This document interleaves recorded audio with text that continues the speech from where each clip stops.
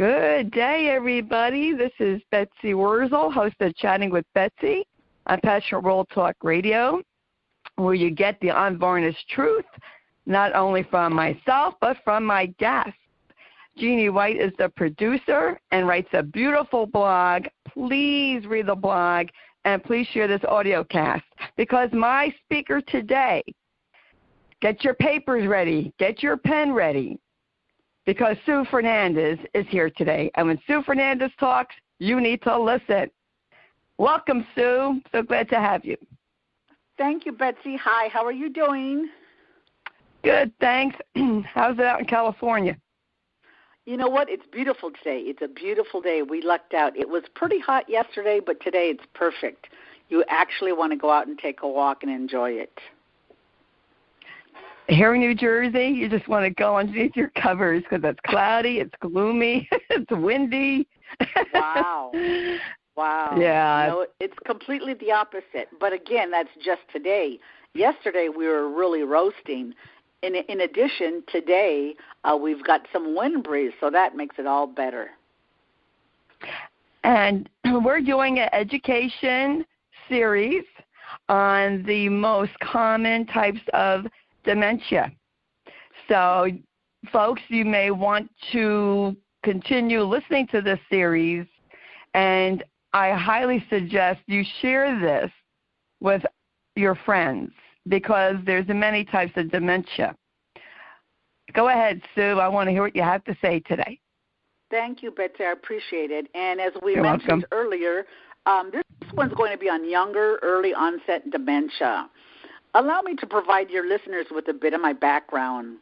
I'm currently a volunteer community educator for the Alzheimer's Association.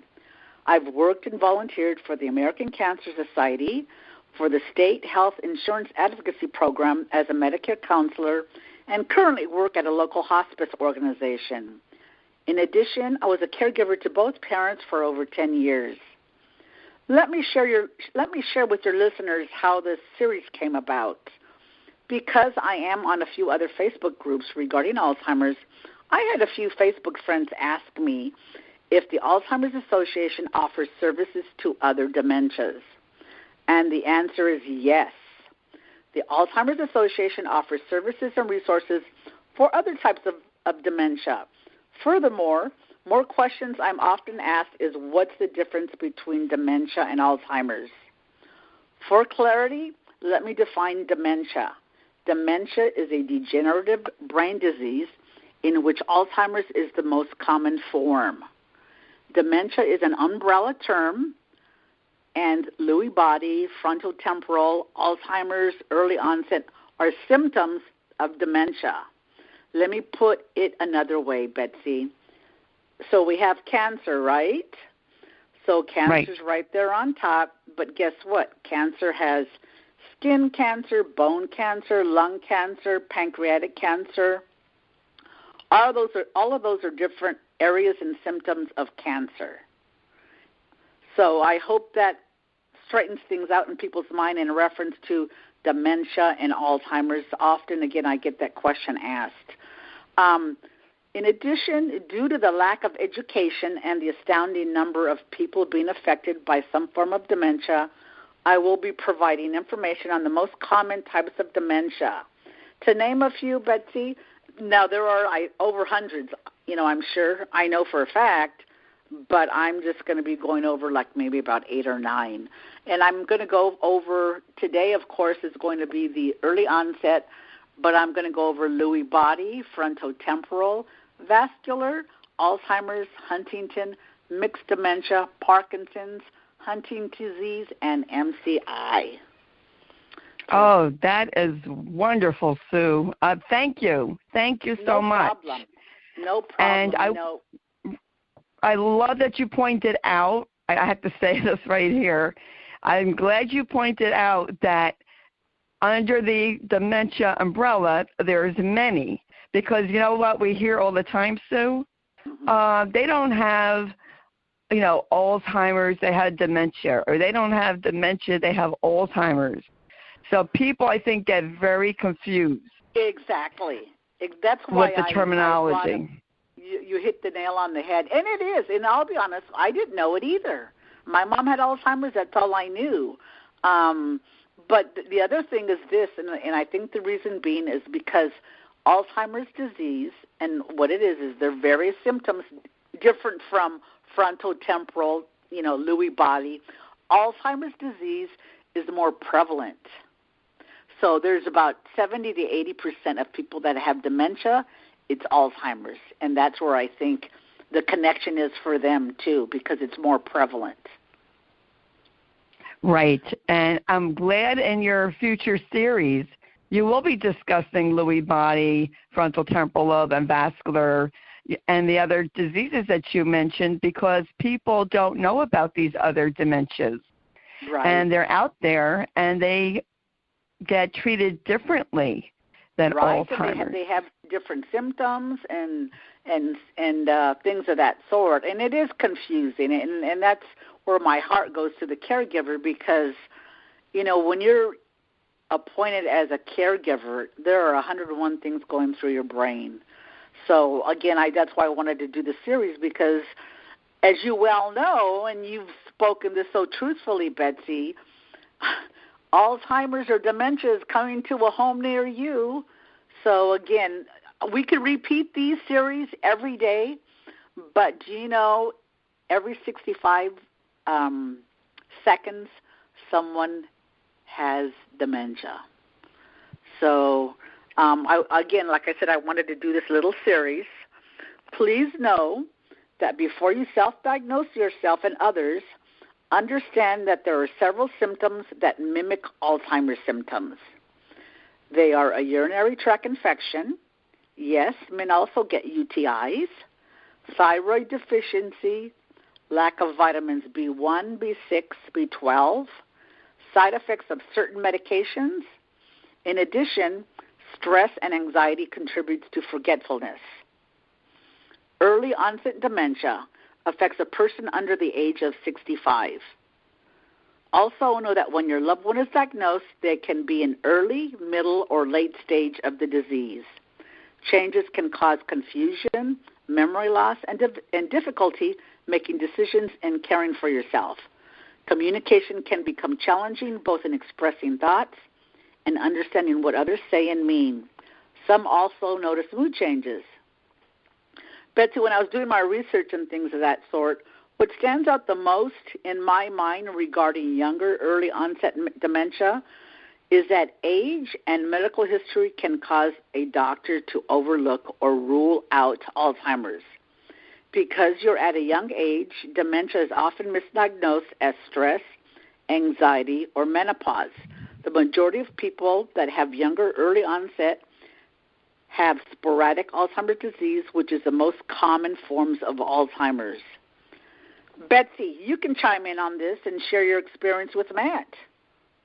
Yes, you're absolutely right, Sue. I was going to say, preach on, my sister, because it's so true.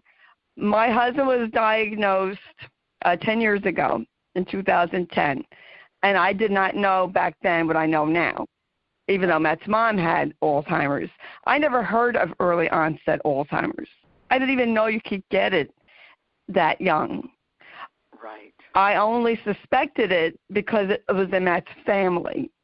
Had it not been in Matt's family, I unfortunately would have believed these ignorant, arrogant doctors, and I'm being nice here.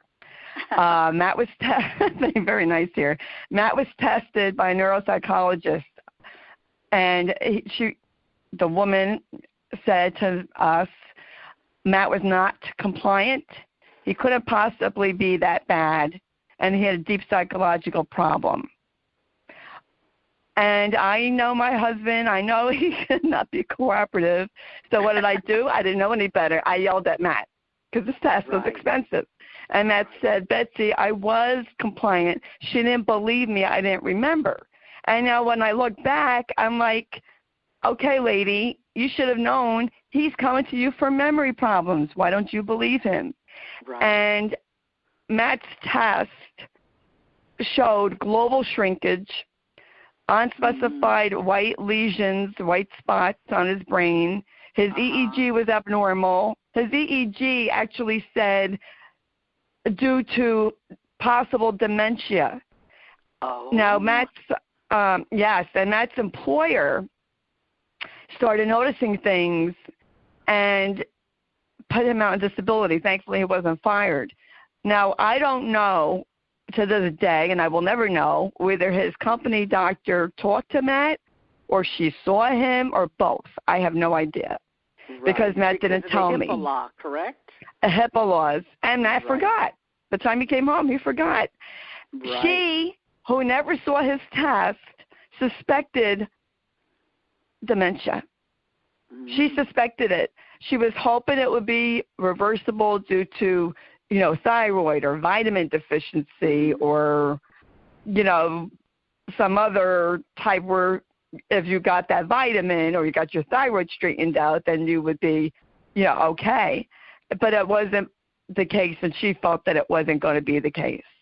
She says, I'm hoping for it to be reversible, but I don't think so. Right. Now, this woman didn't see any of his tests, and these schmucks, that's my Jewish term, down here said, oh, he can't have it, he's too young. He can't have it, he's too young. And, of course, Sue, they overlook they it. are they do misdiagnose it with depression, but who would not be depressed if you can't drive, if you can't read, if you can't do your job? Right. And you're scared. And they do, tend to cover up. And, looking back, you don't want to jump to conclusions when they do strange things because you think, okay, well, maybe they're having an off day. But Matt was always a little forgetful, but he was getting more forgetful at home. And my thing was, Sue, and this is why I got in my car to do videos, was to raise awareness on early onset, to show a picture of Matt. Because Matt was 56 at diagnosis. He was probably 54, 55 when the symptoms started. I'm going to say 54. Right. And to show, Alzheimer's can happen at any age. It's not an old person's disease. I'm going to repeat that. I want you people out there to listen. It is not an old person's disease. It is not a normal part of aging. It is not normal, folks. Betsy, what I wanted to say, too, was while he was at work, don't forget, he's at work 8 hours a day. So they're with him 8 hours a day compared to when he gets home, he's probably comes in, changes, has dinner, communicates with you for a few hours, and then looks at TV. So that's not, that's maybe 3 or 4 hours, 5 hours, depending on how late you stay up, and then the weekends. So it makes sense that if the dementia came through, if the Alzheimer's, it would be more prevalent at work. Yes. And I was very shocked when I heard all the things that Matt did, because they built a case. And they knew something was wrong. That's why they didn't fire Matt. They knew, he worked for 14 years there. They knew something was off.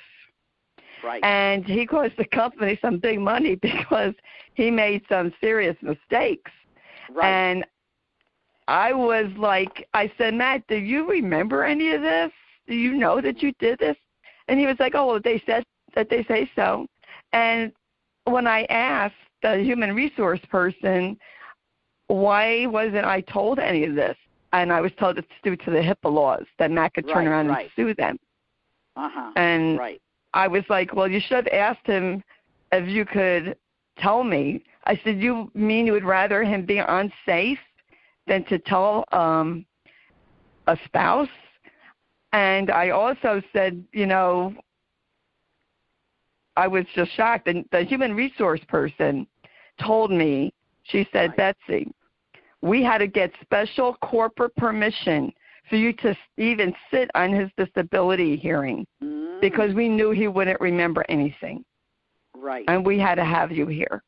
But if Matt didn't want you here, then you wouldn't be able to be here. They had to ask Matt's permission. I have a question for you, because of that HIPAA law, maybe he intentionally didn't want you to be there for fear of the diagnosis. You know what I'm saying? It's not, when people tell you you're having memory issues, that's nothing like saying, hey, we're going to give you a party next week. It's a big eye-opener when they tell you, listen, you're having mental problems at work, and I'm just kind of thinking the opposite in that maybe they did, and because of that law, I'm sure they spoke to him about the HIPAA law. But he probably didn't understand. Okay. I did, but he probably didn't understand. He was so oblivious, Sue, that when Matt told me that the human resource person was coming down and she wanted to meet me, and if I can go to this meeting, and I said, Matt, I think they're going to, show you the door. Okay. Oh, no, Betsy, they're coming down to say hi. I said, Matt, Margaret is from Connecticut. Do you think she's going to drive all the way down to say hi when she could pick up a phone and do that? And his coworker went out on a limb a few months prior to tell me just a little bit what was going on at work, but he didn't tell me everything. Right. And to tell you that, I started crying because I was just stunned. I was stunned. Right. I can imagine. Yeah. But from my research, it's my understanding, too, that early onset and, not even it's any dementia. If there are a few other family members, the chances are pretty high that, other family members will be getting it, whether it's a child, or an aunt or an uncle. It's just too bad. The story I wanted to share, Betsy, was I attended a meeting probably last November, and they were talking about people donating and things of that sort. And they conveyed a story to me which was an eye-opener to me. And the reason being is because this girl was from Southern California. Well, I grew up in Southern California, and I'm familiar with a lot of resources that they have there. Compared to where I live in Fresno, we're pretty limited. But in Southern California, you're not. That's fast-paced. I would really consider them comparable to San Francisco. So they have, UCSF there. They have all kinds of other facilities. Anyways, this woman was having issues. She was 40 years old and had a set of twins that were 8. And she was having memory problems and anxiety and all this other stuff.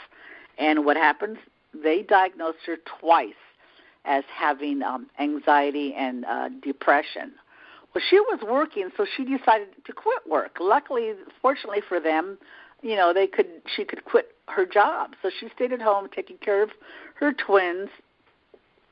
Fast forward, I'd say within a year, her husband ended up getting transferred to Seattle, Washington. They went and moved over there. She still had symptoms. That's where they diagnosed her. In Seattle, Washington, with early onset dementia.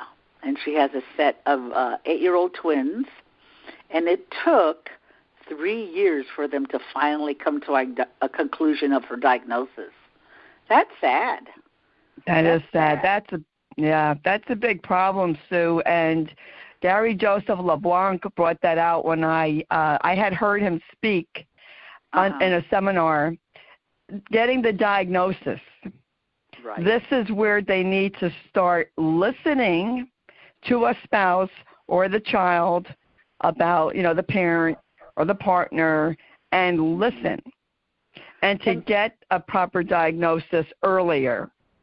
And what I found out, too, I found this out maybe a couple months ago. I was with a director. We were at UCSF doing a presentation there. And Medicaid back east, they're the same tool, Medicaid. They are now offering payment for physicians to do an evaluation for people with dementia.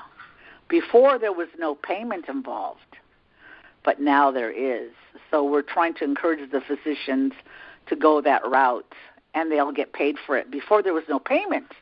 So we've talked about this before, too, as far as money talks, right? Yes. That's true. That's a good thing. Yes. Matt's primary doctor, I'm going to say, time goes by so fast, I'm going to say 2 years ago, he started to, maybe 3, started to do pre-screening where you draw the clock, and pre-screening for dementia. And I said to him, too bad you didn't have this like 7 years ago for Matt. And he was like, oh, Betsy, I know you're frustrated, but at the end of the day, there isn't anything I could do for Matt. Okay, Betsy, and again, let me interject. But they did have it 2 or 3 years ago. And the reason why I know is because when I took my mom in, and that was about 10, 12 years ago, they gave her that test. So I'm thinking he didn't offer that because it wasn't paid. Do you know what I'm saying? Right. So now they're starting to pre-screen. Right. Earlier the diagnosis, better to plan and organize. Know what to expect. Do you need to talk about taking away the car keys? Do you want to share this information with your children or other family members? Here's a suggestion. Do you want to share their diagnosis with neighbors in the event they start to wander? If your loved one is employed, review their employer's benefit handbook. Does your state offer family medical leave? Family medical leave with the state, there's state and federal. So with the state, it's paid family medical leave. And the states that offer that is California, Connecticut, D.C., Massachusetts, New Jersey, New York, Oregon, and Rhode Island. See if your employer offers an employment assistance program, EAP.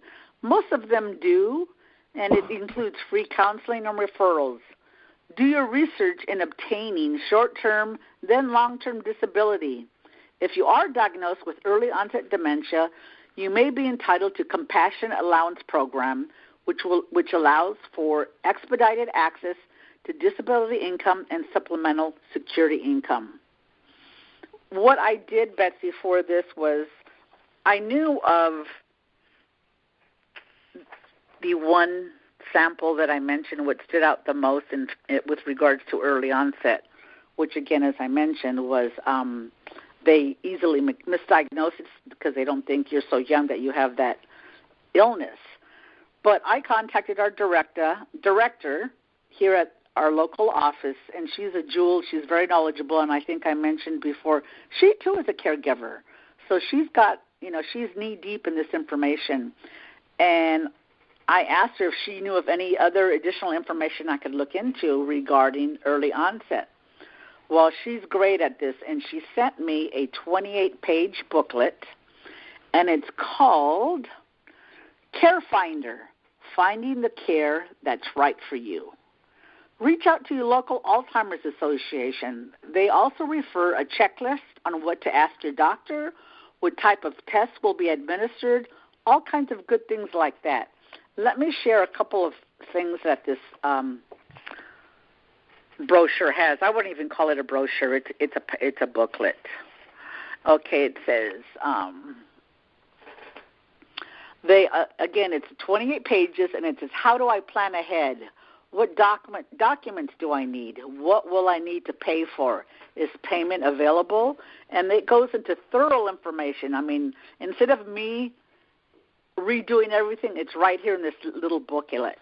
Again, you can get all this information and the booklet at the Alzheimer's Association at www.alz.org. Like I said, I couldn't believe all this information that was on there. In addition, they mention, books you can borrow. I don't know if you've been to your local Alzheimer's Association, but I know here she has a small library that you can rent books from the Alzheimer's Association. Let me give you a few books that they had available. Dancing with Dementia, My Story of Living Positively with Dementia by Christine Brighton. Through the Wilderness of Alzheimer's, A Guide in Two Voices by Robert and Ann Simpson. Before I forget, Love, Hope, and Acceptance in Our Fight Against Alzheimer's by B. Smith, Dan Gatsby, and Michael Schneerson. Living Your Best with Early Stage Alzheimer's, an essential guide by Lisa Snyder. Those are a few books you can go out and rent from either your local library or with regards to your local Alzheimer's Association. Please reach out to them. What I wanted to do also, Betsy, was offer the international website in the event you're listening from another country to access your local Alzheimer's Association. Their website is alz.co.uk/association. To find a local chapter in the United States, that's alz.org/find us. I did look into that particular website, and basically it'll ask you what town you're in and your zip code. Again, like I said, the Alzheimer's Association has their own library in the office. You can borrow their books and things of that sort. Another thing with early onset, and I didn't go into it because I'm sure there's more information to know about it. If you have children, if you're 40, 50, or even 60, you're not planning on having this illness. They have books for you, for your children, and for you to read and understand in reference to early onset Alzheimer's. I think what I wanted to point out, because there's so much to learn, Betsy, is this. Here are a few tips, and I wanted to provide them before I end this. Get your financial and health power of attorney in order. Refer to your state laws because each state has different laws regarding competency. Again, I think that's a priority for number one. Get your financial and health power attorneys in order. Number two, I've mentioned this on another podcast. Create a care package, which would include copies of your documents, list of physicians, name, address, telephone number, list of medications and relatives whom you can count on in an emergency. Don't forget to include any allergies that you may have. Number three, educate yourself on the disease. Look into your health insurance. Educate yourself also on what your health insurance benefits offer, things of that sort. The last one is Genworth Financial. What this financial organization does, Betsy, is they provide costs of care for your specific city. And again, this is a website you can type in, you live in Fresno, California, and your zip code is 93715, and it'll come up and it'll give you a guesstimate on what a facility costs in your area. Every city and even state, there's different prices, and it depends on, how much medical care you need also. The name of that is Genworth Financial, and here's the complete website. Again, the name is called Genworth Financial, and their website is it's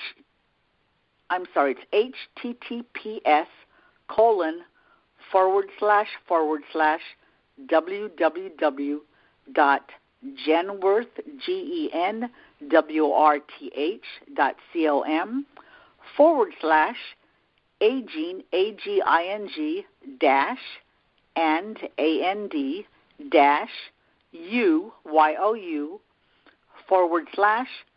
finances/cost-of-care.html. Again, they provide costs of care for your specific city. And that's all I have for you today, Betsy. Oh, Sue, you are such a gem. Thank you. Thank you so much. I'll tell you, we could talk about early onset alone for a month. Yes.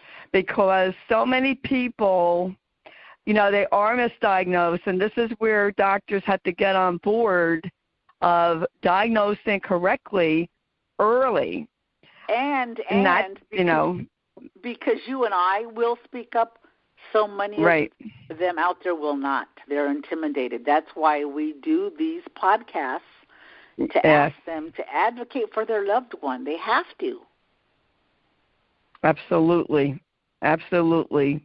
You must advocate for your loved one. My husband, Matt, he started getting tests done. I think it was like December of '09, and then it probably took until May or June until I put my foot down and I said to the doctor, Matt does not have depression. He doesn't even know what time it is or what time Sunday school is.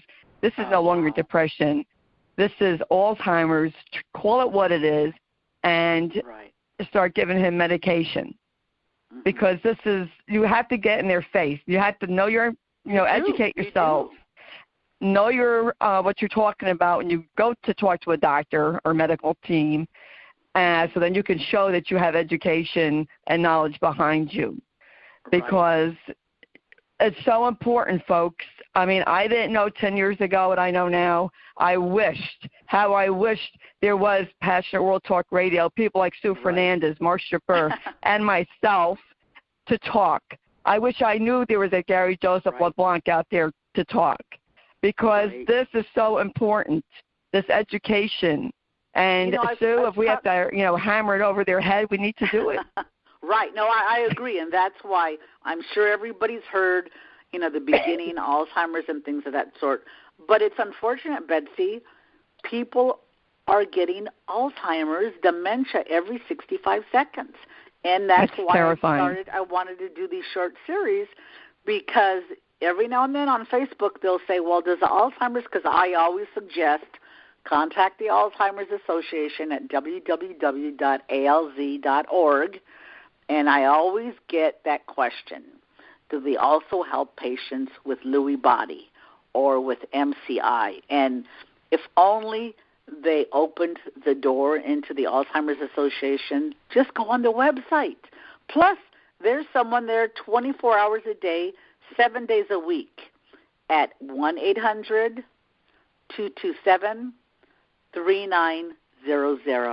I'm sorry, it's 272-3900. But it's just, like you say, Betsy, dementia is coming to a home near you. Yes, it's frightening. Those statistics are scary. I don't know why, but I had an intuition Matt was going to get this young. I said to Matt when he was in his early 50s, I want you to go to a neurologist when you're 60. I didn't know that you could get early onset in your mid-50s, and apparently the doctors in my area did not know either. And maybe they're afraid of lawsuit, and that's a big thing, because the last neurologist that we went to that took over the practice for the one we used to go to said that, Betsy, people, doctors are afraid of lawsuits.